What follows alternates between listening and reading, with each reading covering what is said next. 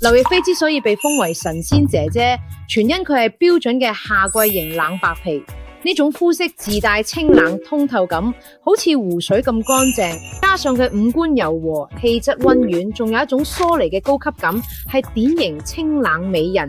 着啱色嗰陣，真係有種唔食人間煙火嘅天仙氣質。當然啦，如果着錯咗顏色，佢都會顯得土氣顯灰，完全冇晒仙氣。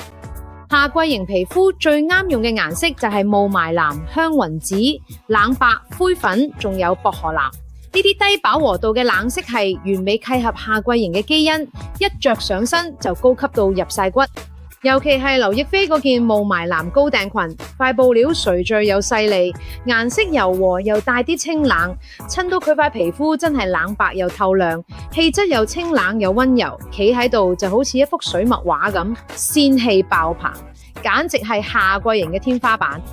仲有好似冚着嗰啲咩香雲紫針織衫，配埋白色褲腳褲，簡約又大方，將夏季型嗰種冷柔淺嘅精髓發揮到淋漓盡致。越乾淨就越高級，越柔和就越顯貴，唔使特登打扮都自帶一種清冷嘅氛圍感。我哋再睇睇下夏季型嘅雷區色啦，就係佢哋一着咩橙色、暖黃色、熒光色、大地色、深啡呢啲暖調又厚重嘅顏色，即刻就顯得灰灰啲、污糟啲，完全冇仙氣。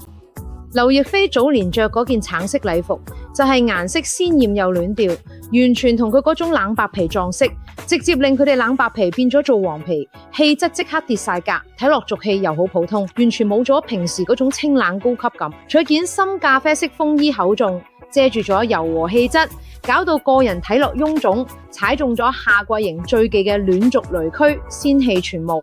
所以我哋夏季型嘅朋友呢，一定要記住，你哋嘅皮膚係屬於冷調又通透，最啱就係柔和淡雅嘅冷色系。暖調鮮豔嘅顏色會破壞你哋嗰種清冷感，令你哋諗落好俗氣嘅氣質。